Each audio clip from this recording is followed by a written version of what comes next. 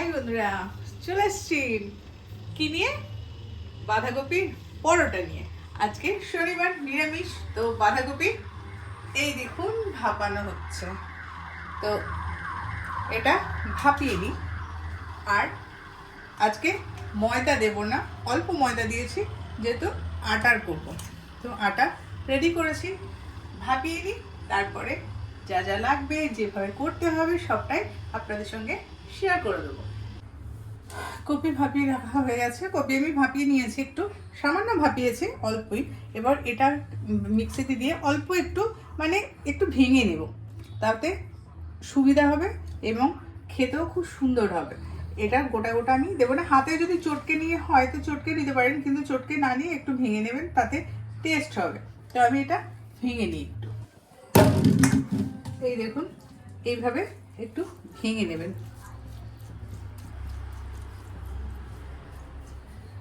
তারপর আমি কড়াই তেল দিয়ে দিয়েছি।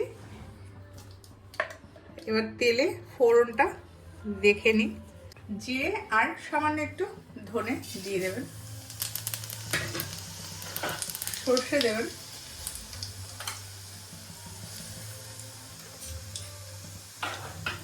তারপরে যেহেতু বাঁধাকপি থেকে প্রচন্ড জল বেরোয়, হ্যাঁ, এই জল সমেত না দিলেই ভালো হয়, তাড়াতাড়ি হবে। একটু হাতে চিপে নেবেন।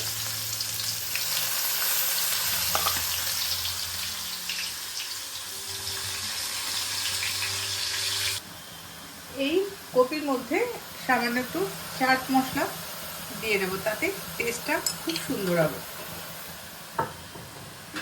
আর ঝাল যদি খান, ঝালের মতো ঝাল দেবেন। ঝাল দিতে কেউ বারণ করেনি, আমি আমার মতোই ঝালটা দিলাম। একটু দিয়ে দিলাম, আর আদা, আর সামান্য একটু হলুদ।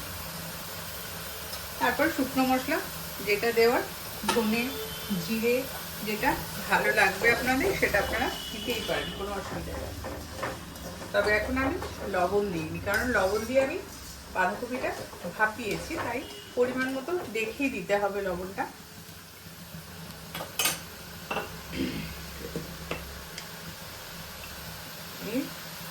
সামান্য একটু লবণ দিলাম, কারণ বেশি হয়ে গেলে খাওয়া যাবে না পরোটা। আর দিতে হবে এখানে চিনি। চিনি একটু সামান্য না দিলে স্বাদটা ভালো লাগবে না। চিনি একটু মিষ্টি মিষ্টি খেতেও সুন্দর হবে। আর বাঁধাকপি আপনারা চাইলে হিং দিতে পারেন, আমি হিং দিতে পারছি না কারণ আমার মা খাবে না বলে। আপনারা এতে হিং অ্যাড করতে পারেন। আমি ঘি একটু দেব।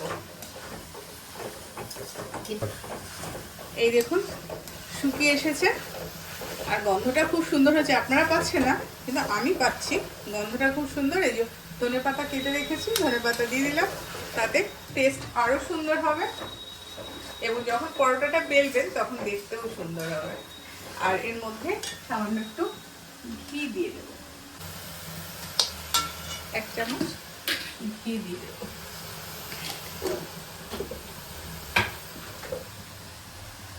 এই পরোটার গন্ধটা সুন্দর হবে না। আর একটা মশলা, সেটা পড়বে, যেহেতু এটা ভাজা ভাজা হয়ে গেছে, এর মধ্যে এরপরে এটা হচ্ছে গরম মশলা। এটা আমার হাতে বানানো, যেহেতু আপনারা কিনে যদি শাহি মশলা মেশান তো মেশাবেন, আমি বাড়িতে খাই। তো এটা মিশিয়ে দেবেন, দুর্দান্ত টেস্ট হবে পরোটা। করে খাবেন, সবাই তো অনেক রকম করেই খাচ্ছেন, আমার মতো করে একবার করে খান না, দেখুন কেমন লাগে। এই যে বাঁধাকপি ময়দার সঙ্গে খুব ভালো করে এবার মেখে নেব। এই মাখাটার উপরেই পরোটা খেতে সুন্দর হবে। এই দেখুন ডো বানানো হয়ে গেছে, দেখতে কত সুন্দর হয়েছে। এরপরে এগুলোকে লেচি বানিয়ে নেব। যে যতটা পরিমাণে বড় খাবেন সেইভাবে, আমি আমার হাতের সাইজেই বানাবো, ঠিক এত বড় বড়।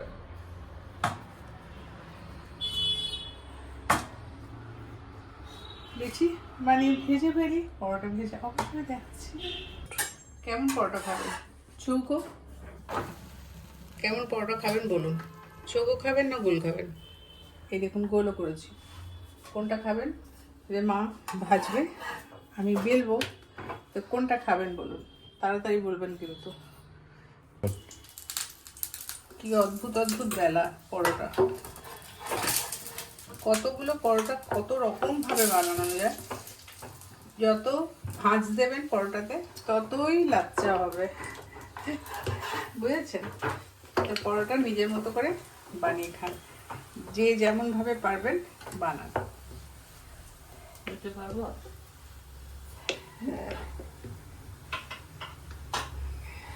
আবার দেখিয়ে দিচ্ছি, আবার একরকম করে করতে পারবেন এই পরোটা। দেখুন পরোটা বেলছি। পরোটার যে কোনো পরোটাতে না যত ভাঁজ দেবেন তত বেশি খাস্তা হবে।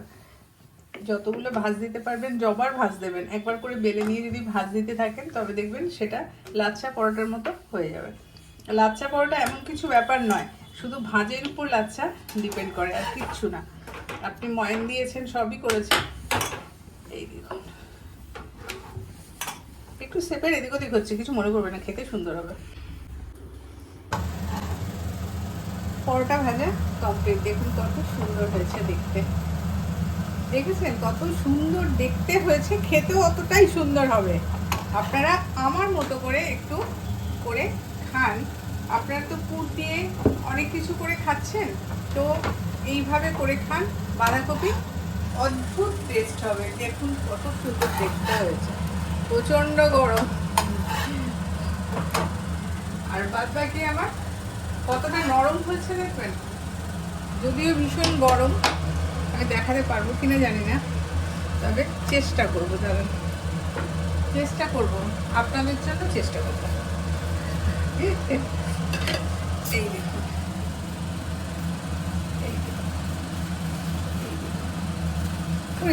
ভীষণ গরম। এই দেখুন, এই দেখুন ভেঙে যাচ্ছে,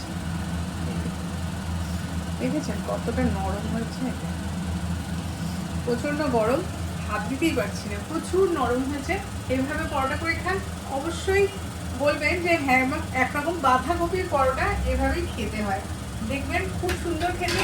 এবং আমি যা যা ফোড়ন দিয়েছি এইভাবেই ফোড়ন দিয়ে খাবেন, অদ্ভুত খেতে হবে, বাঙালির মতো হবেই না, একটু অন্য স্টাইলে আমি করেছি, সেহেতু বলছি এটা করে খাবেন।